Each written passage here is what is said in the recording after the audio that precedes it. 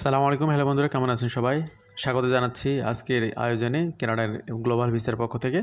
কানাডায় study permit, visit visa এবং permanent residency নিয়ে যারা আসতে চান, আপনাদের প্রফেশনাল সার্ভিস নেওয়ার জন্য যদি বিশেষ কোনো প্রয়োজন হয় আমাদের সাথে যোগাযোগ করতেই পারেন।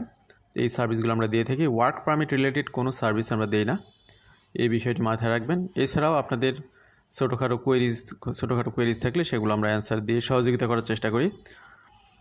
তো আজকে আমরা একটি ব্যতিক্রমী বিষয় নিয়ে কথা বলবো।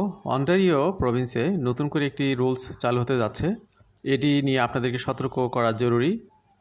ভবিষ্যতে যারা অন্টারিও প্রভিন্সে আসবেন, সেটা অন্য প্রভিন্স থেকে হোক অথবা আউট অফ কানাডা থেকে হোক, সবার জন্য রুলসগুলো জেনে রাখা ভালো।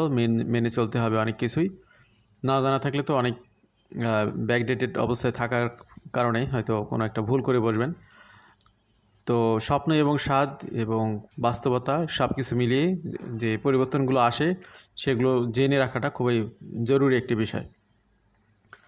তো আপনাদেরকে যে বিষয়টি জানাতে চাচ্ছি, new Ontario driving licence rules based on immigration status.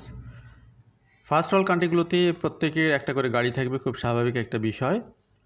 তো এখানে ড্রাইভিং রুলস চালু করতে যাচ্ছে Canada government, Ontario provincial government. এটি যারা ড্রাইভিং ক্যাটাগরিতে জব করেন তাদের জন্যই যেমন গুরুত্বপূর্ণ, পার্সোনালি যারা ড্রাইভিং করে অভ্যস্ত তাদের জন্য গুরুত্বপূর্ণ। এই বিষয়গুলো যদি জানা না থাকে অনেক সময় আপনার ল ব্রেকিংয়ের ঘটনা ঘটবে, পেনাল্টির মুখে পড়তে হবে।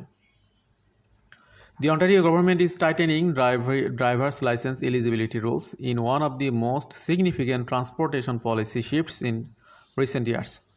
তো তারা রুলসগুলোকে একটু টাইটেনিং করতেছে। Thoroughly fighting delays building fast track bill 60।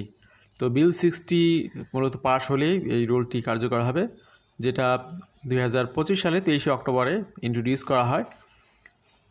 এটা মূলত প্রভিন্স থেকেই ইন্ট্রোডিউস করা হয়।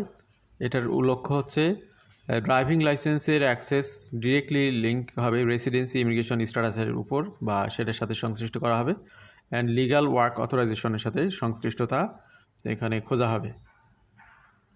দি বিলস schedule 5 grants the Minister of Transportation new powers to verify an applicant's visa, work permit or residency before renewing a license.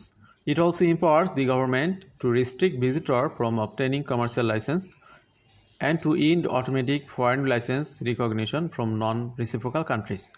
এখানে একটা major message আছে, সেটা হলো যে যারা নন কানাডিয়ান